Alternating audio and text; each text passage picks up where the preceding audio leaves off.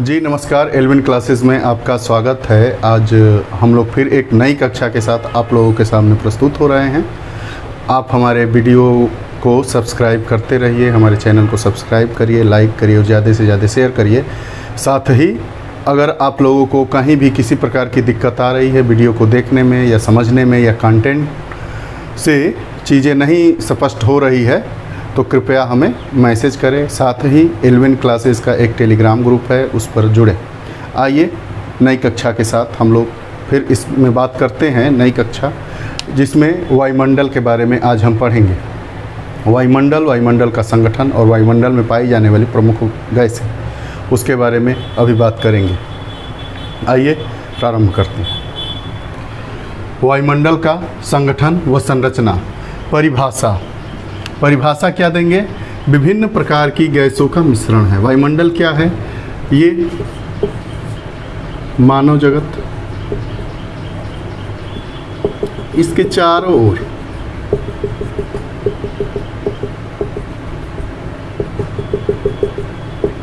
यही हमारा वायुमंडल है। और वायुमंडल में क्या क्या है? प्रमुख गैसें,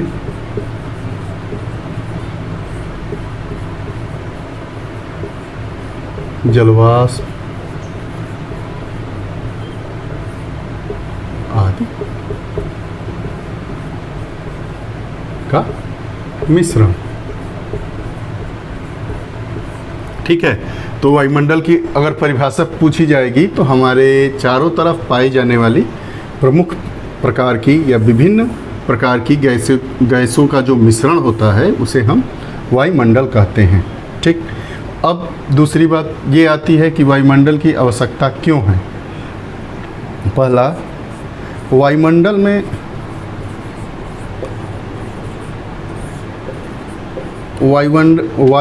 में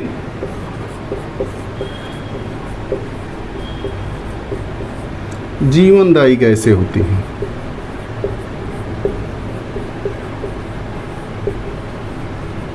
जैसे बात करें ऑक्सीजन की,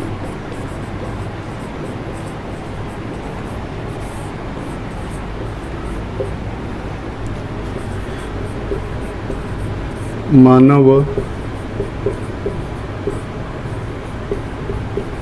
जीव जगत के लिए अति उपयोगी।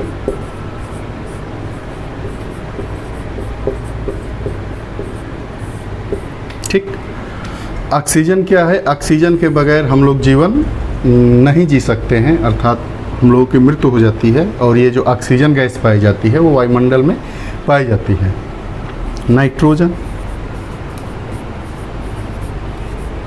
नाइट्रोजन भी अति महत्वपूर्ण गैस है। उसके बाद कार्बन डाइऑक्साइड,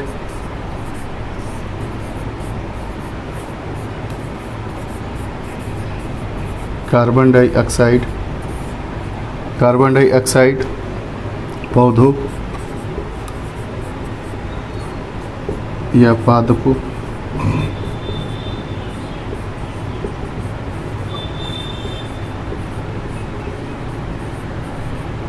के लिए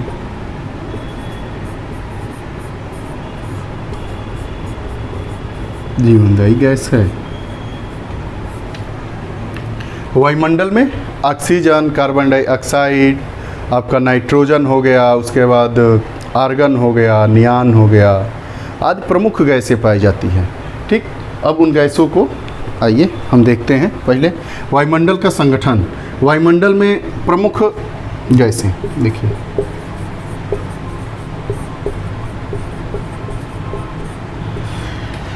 वायुमंडल का 99% भाग लगभग मात्र दो गैसों से मिलकर बना है। 99% में क्या है? दो ही गैसें हैं, नाइट्रोजन प्लस ऑक्सीजन।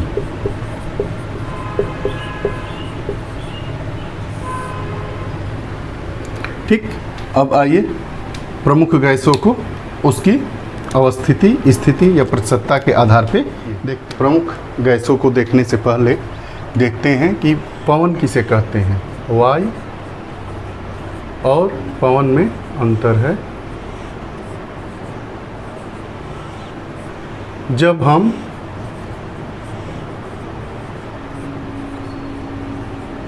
वायु को महसूस करते हैं, जब हम वायु को महसूस करते हैं तो उसे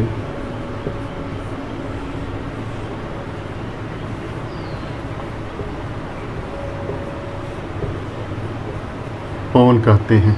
ठीक, अब देखिए पृथ्वी ये है, पृथ्वी की सतह से मात्र 32 किलोमीटर की ऊंचाई पर, पृथ्वी की सतह से 32 किलोमीटर की ऊंचाई पर पृथ्वी के द्रव्यमान, ठीक, पृथ्वी के कुल द्रव्यमान का 99% भाग जो वायु का है वो पृथ्वी से 32 किलोमीटर की ऊंचाई तक प्राप्त हो जाता है। ठीक, देखिए अब वायुमंडल में अस्थायी गैसें कौन कौन सी है। तो नाइट्रोजन, वायुमंडल में सबसे ज़्यादा पाई जाने वाली गैस क्या है?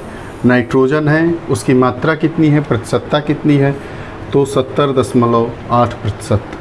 उसके बाद दूसरे नंबर की गैस है ऑक्सीजन। ऑक्सीजन की प्रतिशत मात्रा कितनी है? 20.95। उसके बाद नंबर आता है आर्गन का, आर्गन 0.93%। उसके बाद कार्बन डाइऑक्साइड 0.036%। उसके बाद आपका नियान आता है 0.002%, हीलियम 0.0005% और हाइड्रोजन 0.0005%। उसके बाद और अन्य गैसें होती हैं जैसे क्रिप्टॉन हो गई, ज़ीनान हो गई आदि। जो क्रिप्टॉन है वो क्या है? अक्रिय गैस है।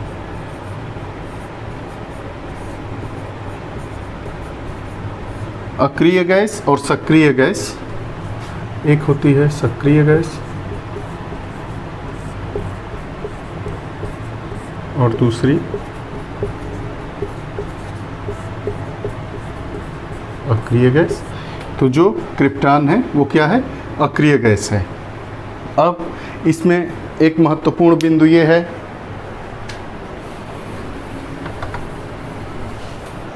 कि पृथ्वी की सतह से ये सतह से जब हम 120 किलोमीटर की ऊंचाई पर जाते हैं, ठीक, तो 120 किलोमीटर की ऊंचाई पर जाने पर जो ऑक्सीजन होता है वो नहीं पाया जाता है या मात्रा नगण्य हो जाती है। तो एक पॉइंट नोट करेंगे कि पृथ्वी की सतह से 120 किलोमीटर की ऊंचाई पर जाने पर ऑक्सीजन की मात्रा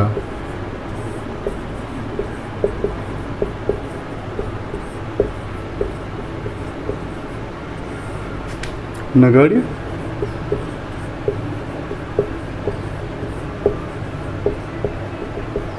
नोट करते रहिए इसको। पृथ्वी की सतह से 120 किलोमीटर की ऊंचाई पर जाने पर ऑक्सीजन की मात्रा नगण्य हो जाती है, ठीक। और जो कार्बन डाइऑक्साइड है और जलवाष्प, दूसरा जो हम लोगों का पॉइंट है,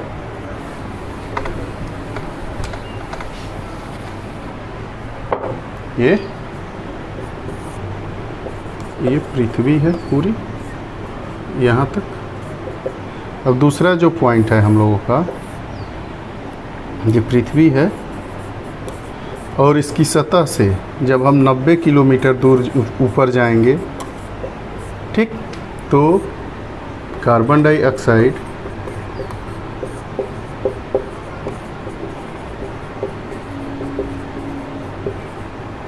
कार्बन डाइऑक्साइड तथा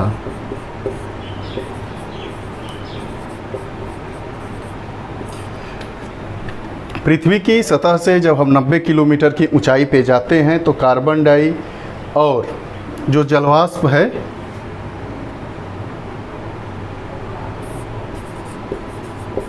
वहीं तक मिलते हैं।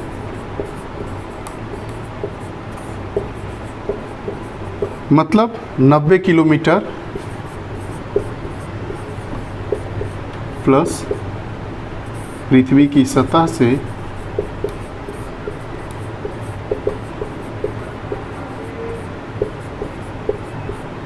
क्या होता है, CO2 और जलवाष्प नहीं मिलते हैं। ठीक, अब आगे देखिए। हाँ, अब महत्वपूर्ण गैस है उसके बारे में थोड़ी थोड़ी जानकारी प्राप्त करते हैं। तो उसमें महत्वपूर्ण एक गैस है कार्बन डाइऑक्साइड। ठीक, तो कार्बन डाइऑक्साइड फार्मूला CO2। देखिए ये सब बहुत महत्वपूर्ण चीज़ें हैं, आप लोगों को एक साथ नहीं मिलेंगी। ये कई किताबों को पढ़ने के बाद, जैसे तमिलनाडु बोर्ड की किताब आप पढ़ेंगे, NCERT पढ़ेंगे, यूपी बोर्ड में जो पर्यावरण अध्ययन की किताब लगती है उसको पढ़ने के बाद ये निचोड़ रूप में आप लोगों को बताया जा रहा है। सौर विकिरण के लिए जो CO2 होती है वो पारदर्शी होती है और पार्थिव विकिरण के लिए अपारदर्शी। ठीक, पार्थिव विकिरण मतलब पृथ्वी से जो विकिरण जब होता है उसको क्या कहेंगे, पार्थिव। और सौर विकिरण मतलब जो सूर्य से विकिरण होता है। देखिए, पृथ्वी से होने वाला विकिरण पार्थिव विकिरण,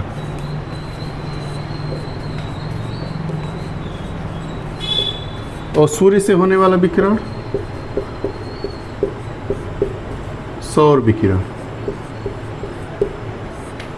ठीक, देखिए जो कार्बन डाइऑक्साइड गैस होती है ये कई बार प्रश्नों में पूछा गया है कि पारदर्शी होती है। कार्बन डाइऑक्साइड गैस किसके लिए पारदर्शी होती है? ऑप्शन में रहेगा पार्थिव विकिरण के लिए, सौर विकिरण के लिए, दोनों के लिए, इनमें से कोई नहीं। तो हमारा ऑप्शन होगा कि कार्बन डाइऑक्साइड गैस सौर विकिरण के लिए पारदर्शी का कार्य करती है और दूसरा पार्थिव विकिरण के लिए अपारदर्शी का कार्य करती है। देखिए जैसे ये पृथ्वी पर सूर्य की किरणें आती हैं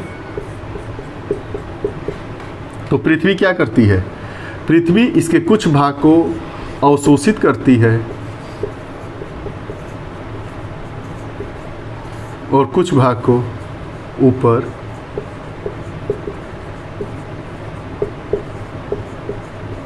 भेज देती है। उसके बाद कार्बन डाइऑक्साइड का एक महत्वपूर्ण दूसरा काम है सूर्य के प्रकाश की उपस्थिति में पौधे क्या करते हैं, अपना भोजन बनाते हैं।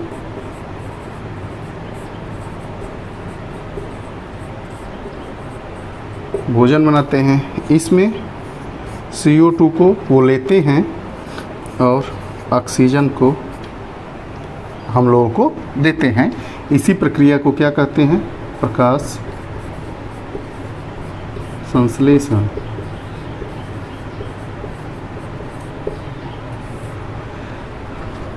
बहुत इसको लंबा चौड़ा नहीं करना है किसी भी टॉपिक को, उसको टू द पॉइंट और समझते हुए चलना है। ठीक, CO2 का क्या काम है, CO2 पौधों के लिए भोजन बनाने के लिए उपयोगी है सूर्य के प्रकाश में।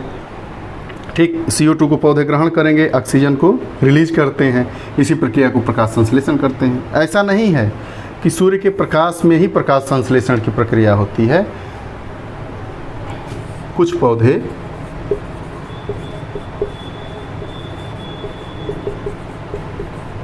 रात में भी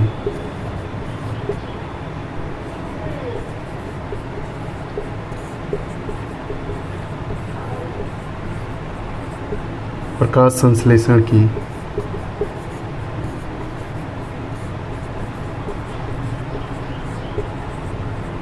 क्रिया करते हैं, जैसे पीपल, तुलसी,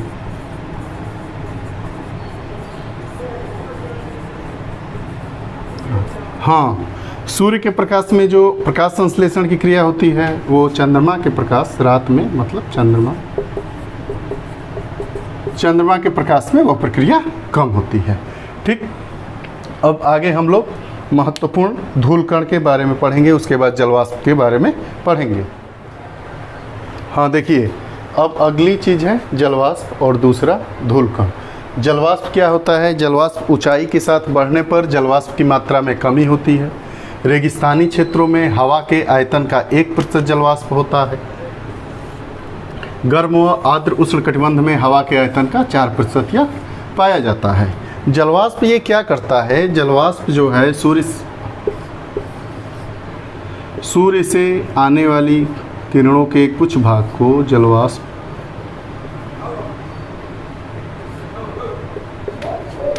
अवशोषित कर लेता है, एब्जॉर्ब कर लेता है। ठीक, और कुछ सौर किरणें, सूर्य की जो ऊर्जा है वो पृथ्वी तक आती है, और पृथ्वी से भी जो ऊर्जा ऊपर जाती है उसके भी कुछ भाग को जो जलवाष्प होता है अवशोषित कर लेता है, अर्थात एब्जॉर्ब कर लेता है, जिससे जो पृथ्वी का टेम्परेचर होता है, तापमान होता है, वो सामान्य बना रहता है।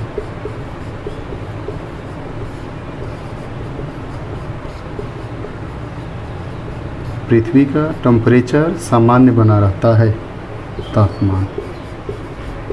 प्रश्न ये पूछता है आप लोगों से कि पृथ्वी पर सामान्य तापमान बनाए रखने के लिए क्या महत्वपूर्ण भूमिका अदा करता है? तो पृथ्वी पर जो तापमान या तापांतर सामान्य बनाए रखने के लिए जलवाष्प की महत्वपूर्ण भूमिका होती है। और दूसरा प्रश्न ये पूछता है कि ऊंचाई के साथ मात्रा में कमी होती है या अधिकता होती है? तो जैसे हम विषुवत रेखा से, विषुवत रेखा यहाँ ये 0 डिग्री विषुवत रेखा, इधर उत्तरी ध्रुव नॉर्थ पोल इसे कहते हैं, ये साउथ पोल है। ठीक, तो जो जलवाष्प की मात्रा है ऊपर जाने पर, मतलब ध्रुवों की तरफ जाने पर जलवाष्प की मात्रा में क्या होती है? कमी होती है। ठीक, तो 5 पॉइंट इसका है, बहुत ही महत्वपूर्ण है। विषुवत रेखा से ध्रुवों की तरफ जाने पर जलवाष्प की मात्रा में कमी होती है। रेगिस्तानी क्षेत्रों में हवा के कुल आयतन का 1% जलवाष्प पाया जाता है। गर्म व आर्द्र उष्णकटिबंध में हवा के आयतन का 4% जलवाष्प पाया जाता है। ठीक, जलवाष्प पृथ्वी के तापमान को या तापांतर को सामान्य बनाए रखने के लिए काम करता है, या ऐसे कहेंगे कि जलवाष्प पृथ्वी के लिए कंबल का काम करता है। अब एक आज का महत्वपूर्ण धूल कण। ठीक, धूल कण वायुमंडल में, चाहे वो समुद्री कण हो,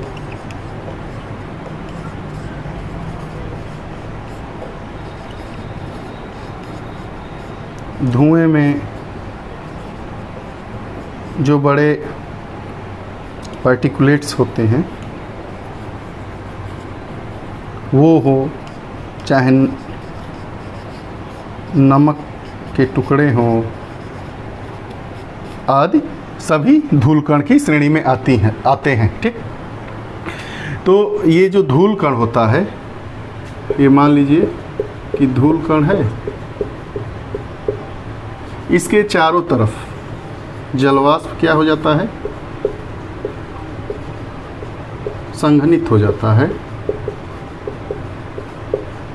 संघनित होने के बाद क्या बन जाता है? बादल। ठीक, तो धूल कण व नमक के कण जो होते हैं उसके चारों ओर जलवाष्प संघनित होकर बादल का निर्माण करते हैं, इसलिए धूल कण के पीछे का ये कॉन्सेप्ट है। जलवाष्प क्या करता है? जलवाष्प पृथ्वी पर तापमान को सामान्य बनाए रखने के लिए आवश्यक होता है। उसके पहले हम लोग पढ़े कार्बन डाइऑक्साइड के बारे में। कार्बन डाइऑक्साइड पौधों के लिए बहुत आवश्यक है। ठीक, उसके पहले हम लोग पृथ्वी वायुमंडल से जुड़ी हुई तमाम गैसों के बारे में पढ़े, अक्रिय और सक्रिय गैसों के बारे में। अब आगे की कक्षा में हम वायुमंडल की जो संरचना है उसके बारे में बात करेंगे। क्षोभ मंडल, उसके बाद आपका समताप मंडल, उसके बाद आयन मंडल, उसके बाद बहिर्मंडल, इन सब का हम डिटेल से अगली कक्षा में बात करेंगे। आप लोग हमारे चैनल को लाइक और सब्सक्राइब करते रहिए। जो चीज़ें आप लोगों को ना समझ में आए आप हमें कमेंट बॉक्स में बताएं। आप लोगों के अनुसार हमारी टीम या हम सभी मिलकर आप लोगों के सुझाव के अनुसार अपनी कक्षा को आगे बढ़ाते रहेंगे। बहुत बहुत धन्यवाद। नमस्कार।